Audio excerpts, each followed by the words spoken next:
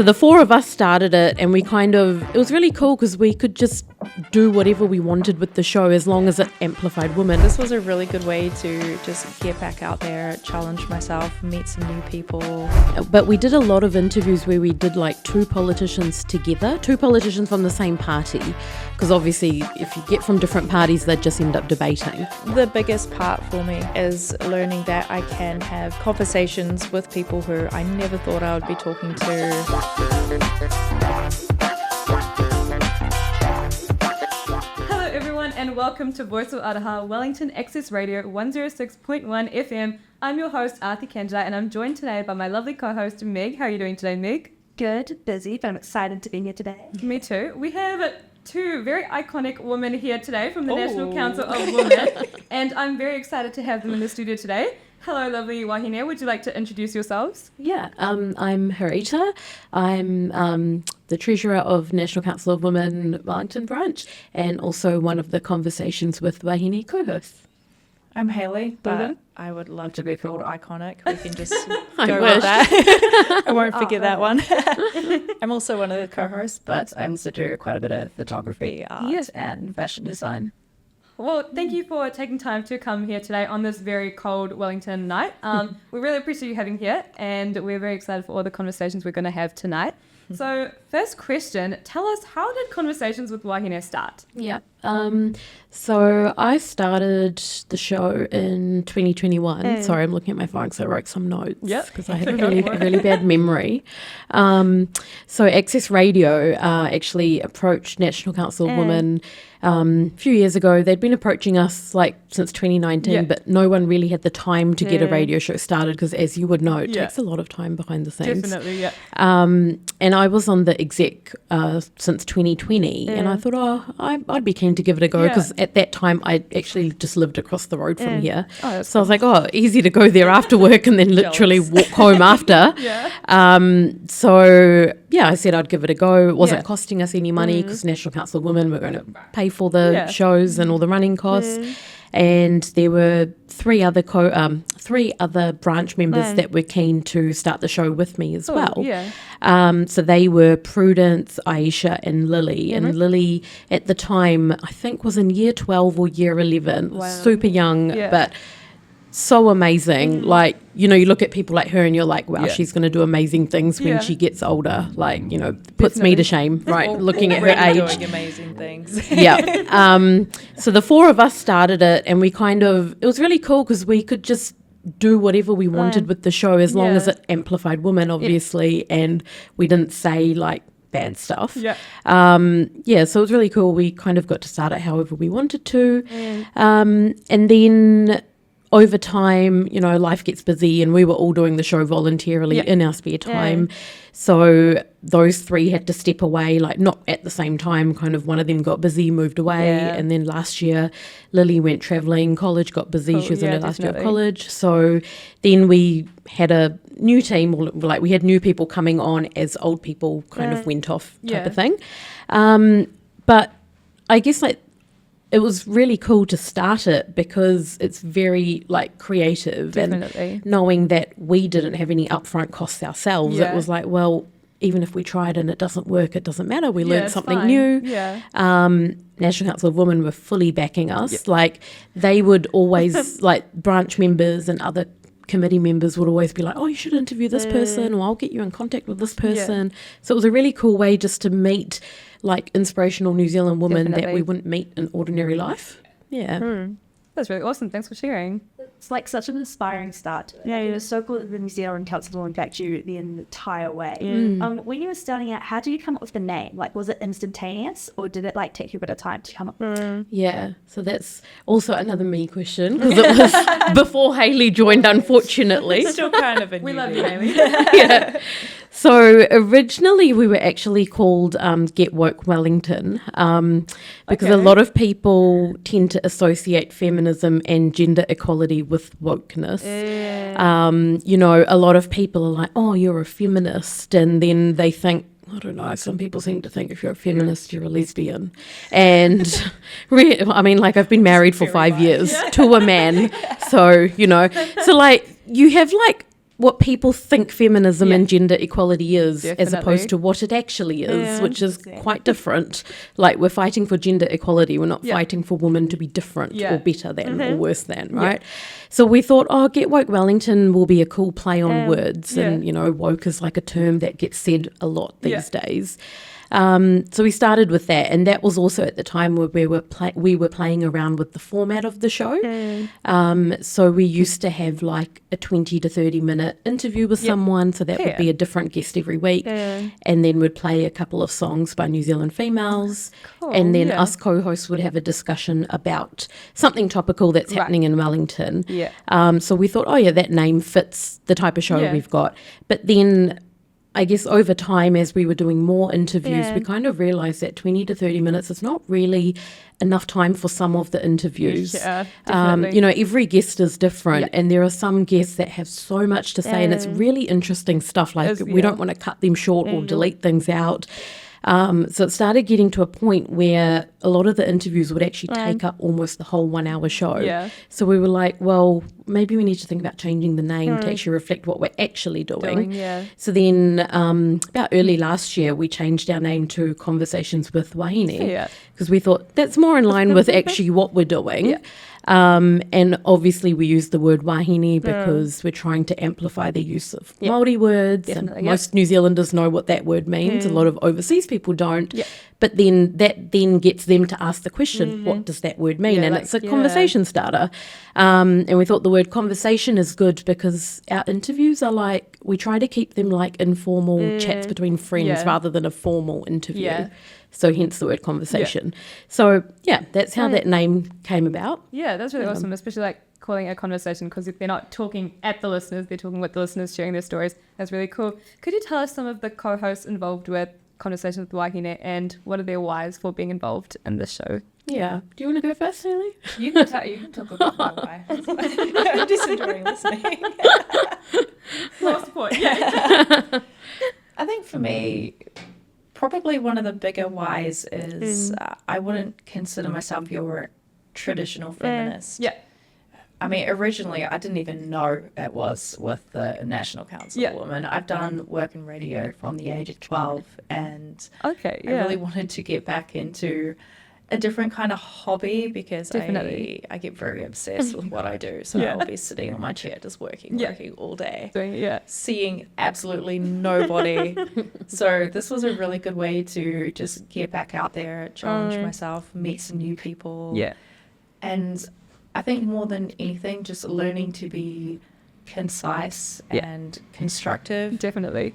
In the way that I speak. And when I found out that it was through the National Council of Women, I was probably a little bit nervous because it's like what you're talking about with feminism. People kind of have an assumption as to what it is. So you don't really know if the conversations that you have are going to be with people who are open to hearing a different perspective. But after chatting to you, some of the other hosts, it was really great because I kind of saw an opportunity to be able to be me and have my views or lack of views in that environment and feel open to learn and just discuss and have non-biased conversations.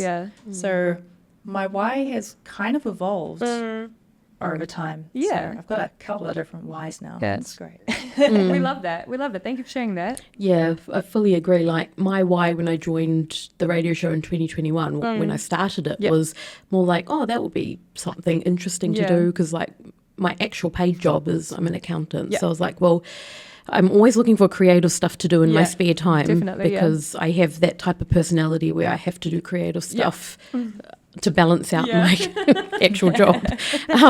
So that was my why at the beginning. I didn't really know how the show was going to go or how we were going to get people to interview. We're just like, let's give it a go. And just do it. If it works, it works. If it doesn't matter. Love it. But we've been going for like almost 3 years actually. And like Haley said, my why has really changed over time. Like, we have had so many amazing guests, and our schedule is booked up with guests for the next 6 months. We do normally 1 or 2 interviews a week.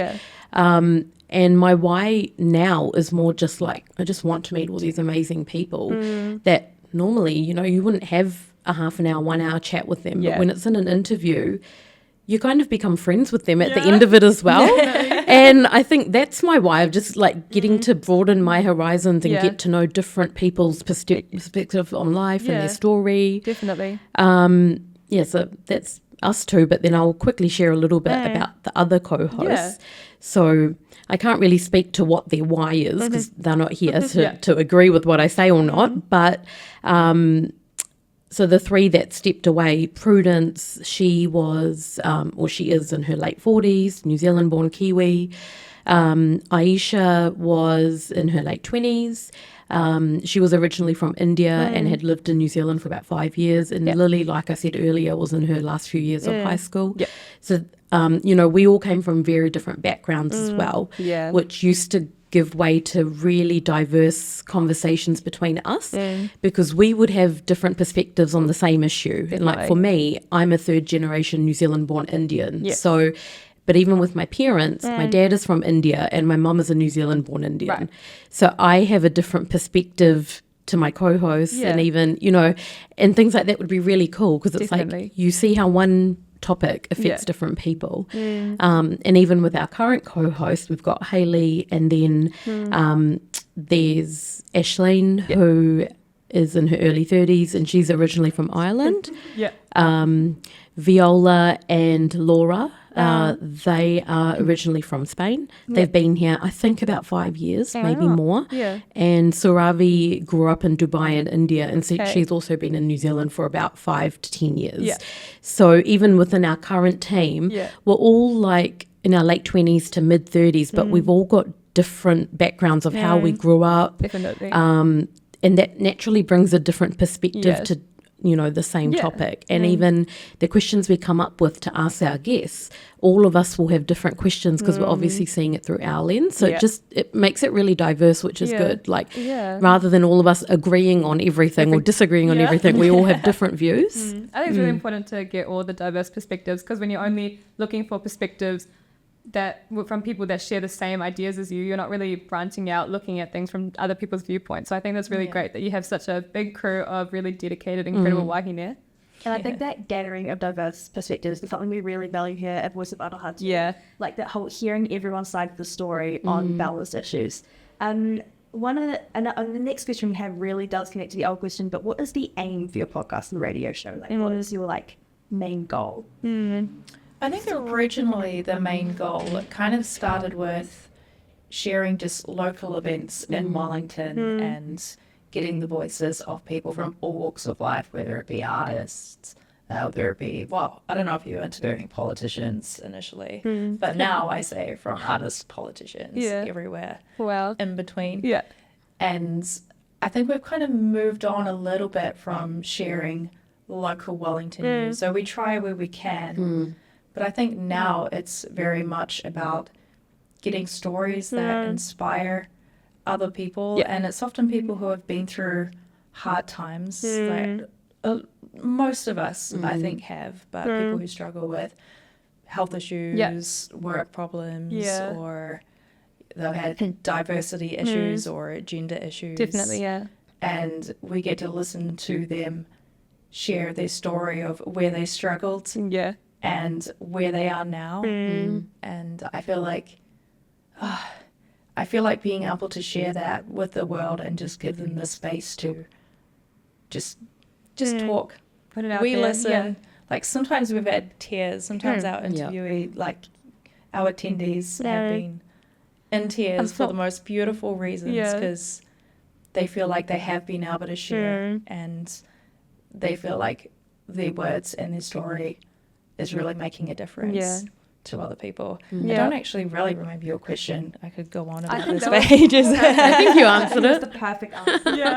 Actually, those different experiences, connecting with so many things, obviously like a huge part of your show. It's really beautiful the way you reach out to so many Wāhine across Wellington. Speaking of kind of that feminist idea that you're bringing all this all together, has there been any kind of pushback to your show and kind of maybe some of the more feminist ideas that you've been putting out there? Personally, I haven't faced any pushback or negativity, which I'm actually a bit surprised about because you'd think, when it comes to feminism and gender equality, like the type of comments people say in the workplace can sometimes be very negative. Yeah. But actually, like I said before, NCWNZ has been so supportive of everything we want to do. Yeah. They've never said no to any of the ideas we've had. They've always asked us what resources we need from them or what they can do to help us. They're always getting us in contact with women that, you know, they might know. Yeah. I guess the only negativity that we've dealt with has been online, which is like most people these days. No one will say anything to your face. Yeah. But the people that make comments online are people that we don't even personally know. Like the So it's it's not like it's my friend that I hang out with after work. You know, there's been a couple of comments of like people sending us private messages saying I'm not a feminist, and Like, good for and I'm you. like, well, that's cool. If you're not a feminist, don't follow our page and don't listen. Do you want a medal? No one's forcing you. I mean, like, we're not even, you know, we're on Access Radio. It's not like we're on ZM where it's always in your ears or whatever. So I'm like, no one's forcing. That's cool. And then, you know, sometimes you'll get one-off messages like that, so you just ignore it. Yeah. Every now and then you'll get someone that will send a couple of nasty comments and we just block them because I'm like, Good. I'll message the group and I'm like, do any of us personally know this person? Don't need this negativity. If we here. don't, then block. If Yeah. we do, can you please chat to them? Yeah. But that's never happened. Yeah. But I'm kind of, that's my method. I'm like, Yeah. if that person happens to know someone, I don't want to burn their bridges. Yeah. But yeah, like we've blocked a couple of people, but I Yeah. think that's just how it is online these Totally, days. yeah. I think for me, there hasn't been a whole lot of negativity. When I speak to friends Yeah. or even my partner Yeah. when he first heard about it, Yeah. he's kind of like, Yeah. don't come back spouting any weird stuff, you know. But I just explain it. I explain my why, as I did Yeah. with you. And very, very quickly, within minutes, I think they can tell where I try and just sit on, Yeah. just in the middle. I try and listen to men, try and listen to women. To everyone, yeah. And I think they understand why I'm part of it because, like you mentioned before, like no progress can be made if you're just listening to a sounding board. Yeah, definitely. Yeah. So that's about it. It's been pretty great, actually. I think you've really inspired us by being here today. And also, as a kind of final question, what would you say has been the biggest learning or takeaway from running this show? Oh, for me, it's definitely learning how to use all the tech. Love that. Oh my God. I'm useless with tech. Like my husband can vouch for that. Yeah. Anything in the house that needs tech assistance, I just get him to do it. Yeah. But here, learning to use the tech and editing the show, because just like you, we pre-record our interviews and then we edit them later to fit it into the radio show. So I found editing takes a lot longer than the actual interview Definitely. Yes, sometimes. Sometimes 5 times. I know. That, depending on how the person talks. Yeah. Right. Yes. Yeah. So that has definitely been a learning curve, Yeah. but it's been a good one. Like it's a good skill to have, right? Totally, yeah. And like I said before, like we don't pay to use the booking, to use the studio. So it's like you're doing all this and you're not paying for it. So you're just learning a good skill. And, That's so fair. you know, the way the world works these days, everything's online. Like podcasters do stuff online from home. And it's just like, you know, you can kind of use the skill for podcasts and stuff you do in the future as well. The other thing I think I've really learned is how to talk to people that I wouldn't ordinarily get to meet, especially like the politicians, for example. So there's a different way that you communicate with different types of guests. Definitely. Like with politicians, you're always going through the EAs or the admin staff to book the interview in. And you only speak to the politician when they actually arrive at the studio. Whereas a lot of other guests, like Fringe Festival performers, artists, you're liaising directly with them. So it becomes more like a chat between friends over Facebook or Instagram. So there's like a different way to communicate with different people. And I've realized, like, you know, throughout the 100 or so people we've interviewed, you kind of just learn how to adapt your communication skills based on what that person's like. And it becomes like a subconscious thing that becomes natural after a while. Like at the beginning, it was like, oh, I'm so nervous to interview this person and, you know, all this and that. But I felt like as we do more interviews Yeah. every week, we're just getting more used to it. And it's just like oh, cool, this person's coming today. Totally, Let's keep yeah. it as casual as possible. And then when we keep it casual, the nerves go away as well, because then that person becomes really relaxed Comfortable too. as well, yeah. And so all of that just comes with time. Like, you kind of learn from your mistakes, you think about what you could have done better, and then you just implement it the next time you interview someone. Totally, yeah. Yeah. And also some of the women that you interview that you wouldn't talk to, like you said, on a daily basis, go through the same things that like ordinary women like us go through, and it's like, wow, why are you relatable, and why are you actually really, really cool? Yeah. Like, I think it was just that imposter syndrome, like, oh, why are they talking to me? But actually, like, we're all women, so support each other. Hey, what would you say is your biggest learning or takeaway from? Oh, well, I'll start with I learned just how funny politicians are. Oh, yes. Just like the rest of Yeah. us, they have given us some hilarious stories. Really, we love that. Yeah. I think another one is not to underestimate myself. Yeah. I have a Definitely. huge problem with that. And the compliments that particularly the politicians would give, especially when it came to research, they just meant the absolute world. Like, sometimes I would be driving home and I just wanted to cry just because it meant so much to me. The validation. Yes. Yeah. We love it. I think that was probably the biggest part for me, is learning that I can have conversations with people who I never thought I would be talking to. My mind doesn't absolutely blank. I'm not shaking and turning into a puddle on the floor. I can do this. We love that. Do you have a favorite compliment that you've heard that you still think about? Oh, I think there are specific ones, but I think the one that I heard repeatedly, because I don't believe it unless I hear it at least 10 times, is just the compliments on my research gathering when it came to the politicians. Like with Judith Collins, I spent 2 weeks researching for the first interview. We have a funny story around that one. 2 weeks, I had a whiteboard, probably about... Her research is actually a meter amazing. and a half high. Wow. Just researching questions. My partner even helped me a little bit. So we'd spend like 3 hours researching a topic just as deep as we possibly could. Girl is prepared. Yeah. We love that. Oh, she is. So prepared, but you will never hear that interview. Yes, which was my fault. I think you weren't aware at the time that to arm the record and multi-track view, Hence we my need... don't know how to use tech comment. Same. It's because like my parents and my family don't know how to use tech at all. So if I like turn off the Wi-Fi and then turn it back on and it works, I'm like, They think you're a magician. I Yeah. can't do anything. Same with my parents. It was such a funny moment, though, because I remember after we had this fantastic interview with Judith, like lots of laughs, great, really casual, calm. We went back in and we saw that there was no audio No buttons, waves. nothing. No waves. And we're thinking, No. And it was like an hour and a half interview. Yeah. And it was so good. we ended up saving the file as, please, Lord, let Judith be here. And she wasn't.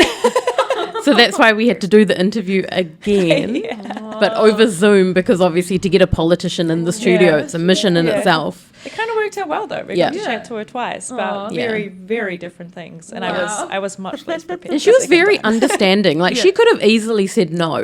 You know, she could have been thinking, oh, what a waste of time. I'm not going back to them.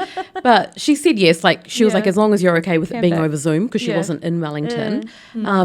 And, you know, she was more than accommodating. So I was like, oh, thank God she was understanding. She was supportive. Yeah. Probably. I'm so happy that worked out. It's great.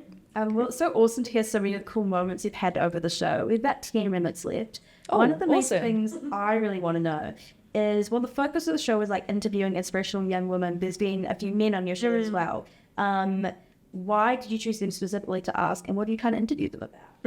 I was so happy that we started interviewing men as well. Same. I think it goes back to what we were talking about a little bit, just in terms of a sounding board. And also, I think it's really important to have balance. I know when it comes to movements and history, we tend to overcorrect. Yeah. So I think bringing men into the conversation. Not only does it help men just kind of have the opportunity to listen, but it helps us hear their perspective as well. And I think that was probably the most special thing about it. We didn't really talk too much about sexism topics or gender issues because they were politicians. But I would love to bring some more on in the future and kind of have some more pointed discussions on that, because I think it's important. I think we need to be less volatile towards each other, and I think it's time to just have some more constructive conversations. Definitely. And like, as to your question about why did we bring men on board? Well, basically last year I emailed pretty much every politician. This is what I do. It's so good. I have like behind a keyboard, I have no shame, basically. Not in a bad way. I will never be abusive to anyone. But like, you know, I'm like, oh, I really want that guest. I'll just send them a message on Instagram, or I would just email them. If they don't reply, doesn't matter. If they say no, doesn't matter. So I emailed every politician that was in Parliament. The email addresses are readily available on the website. So that was when I asked Haley and my other co-host, I was like, oh, should I email the male politicians as well? Or just the females? And they were like, yeah, why not? Just email them. If they're keen to come on board, they will, awesome. If not, doesn't matter. So we got like Michael Wood. He was the first one. And then from there, we got about 10, 15 others. Wow. And it worked really cool. So the aim with the politicians interview was obviously last year was a election year. Right. So we had that like 3 or 4 months from June to the elections to interview them, because if we'd interviewed them too early, there's a lot they wouldn't be able to say. And so we thought that's the sweet time to get them in for interviews. But we did a lot of interviews where we did like 2 politicians together, 2 politicians from the same party. Because obviously if you get from different parties, they'd just end up debating. It would have been great. I would have loved that. Popcorn. I wouldn't even have to ask questions. We'd just watch. So we did a lot of the men that we interviewed them alongside female politicians from the same party. So like Haley said, in a way, though, it did kind of just become a conversation between the 2 of them, and we were just like facilitating and joining in. But it was really cool because you could see how they actually worked as a team, you know, from the male-female perspective. Totally. And then, ever since then, we were like, okay, we've got to get more men on board. So whenever we think of a cool guy that's doing something inspirational that impacts women, we contact them. Because we want... Like, you need men in the conversation when it comes to gender equality. Otherwise, again, nothing will progress. Did I see you guys were up for an award for Conversations with Wāhine? We were, but we didn't win. Hey, that was last year for the New Zealand Podcast Awards. That's so cool. Yeah, that's awesome. What would you say are some of the funniest moments of the show? Oh, I kind of already let the cat out of the bag with the Jude of the one. So I'll let you go. And if you don't have any that come to mind, I don't know, should I be sharing the politician funny stories? You could. I mean, why not? So the Judith Collins thing, for me, it wasn't very funny at the time because I was like, oh my God, this is my fault. It was my fault. And I was like, oh my God, she's going to hate me. And Haley and I think 1 or 2 of the other co-hosts were here with us that day. I was like, oh my God, everyone probably thinks I've wasted their time. So for me, I was like, it's funny in hindsight, but not at the time. In terms of a funny story, there was one of the politicians we interviewed. I accidentally told him half an hour later.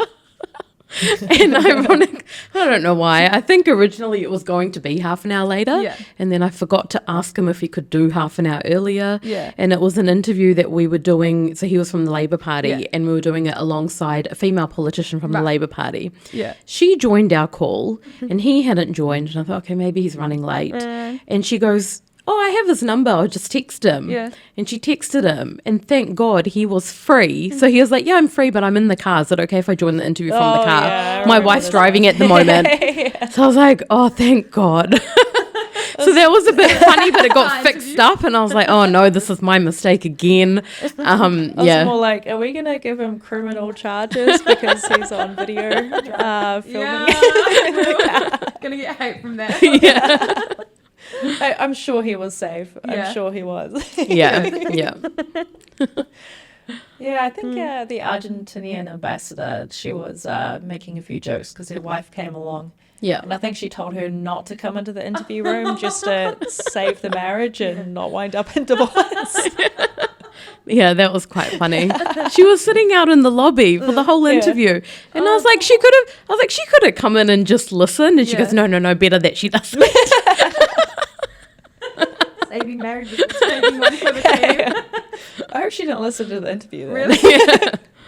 But she actually didn't say anything bad about her. It was all pretty amazing stuff. No, I think that's the thing is most of the people that we've interviewed, even in really, really serious professions, have been so sweet and so funny. And it brings a lot more humanity to Definitely. people such as politicians who people just... The community doesn't really see them as people a lot of the time. They don't see how hard they work. They don't see how down to earth they can be or how much their work actually means to them. Well, thank you guys so much. We're about time to wrap up. How can people find you on social media? Where can they reach you guys? So you can follow us on Facebook, Facebook, Instagram, YouTube and Spotify. Basically on all of them, if you just search Conversations with Wāhine, we would come up. And also there are links to our pages on the National Council of Women Facebook and Instagram pages. So you can find them on National Council of Women New Zealand or NCWNZ. Yeah, we have a YouTube as well for some of our Zoom interviews. But Okay, yeah. we don't really use that one too much. We're trying to utilize it more. So we've started video recording our interviews quite recently because obviously that takes a bit more tech, as you know. So the interviews that we do have a video of, they're being uploaded on YouTube, but we don't have all of them on video. Yeah. Well, awesome. Thank you so much, Haley and Harita, for coming in and talking to us and inspiring us and telling us all the wonderful, funny stories of interviewing politicians. We really, really appreciate you, and we hope that you enjoyed your time here in the studio with us today. And thank you to all our listeners. Make sure you follow us on social media, and good night. Thank you. Thank you.